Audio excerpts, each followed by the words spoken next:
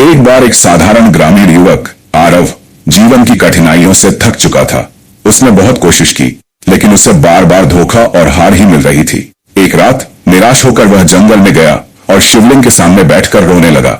हे भोलेनाथ, मैंने कभी किसी का बुरा नहीं चाहा, फिर भी मुझे बार बार असफलता और दुख ही क्यों मिलता है?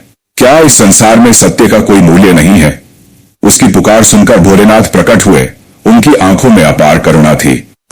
भोलेनाथ ने कहा, प्यारे भक्त, सत्य का मार्ग हमेशा कठिन होता है, क्योंकि उसमें कोई छल, कोई धोखा, कोई लालच नहीं होता। झूठ और धोखा तुरंत लाभ दे सकते हैं, परंतु सत्य का फल देर से मिलता है और वह फल अमर होता है।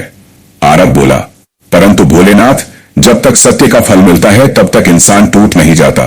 भोलेनाथ मुस्कुराए और बोले, नहीं मेरे बच्चे, कठिनाइयां तुम्हें तोड़ने नहीं आती, वे तुम्हें मजबूत बनाने आती हैं।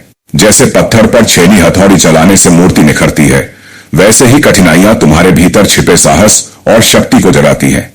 सत्य पर डटे रहो। याद रखो, झूठ अंधकार की तरह है और सत्य सूर्य की तरह। अंधकार चाहे कितना भी गहरा क्यों न हो, सूर्य की एक किरण आते ही मिट जाता है।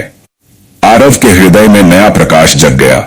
उसने शिवजी के चरणों में प्रणाम किया और संकल्प लिया कि चाहे कितना भी संघर्ष करना पड़े, वह सत्य और धर्म के मार्ग से कभी विचलित नहीं होगा।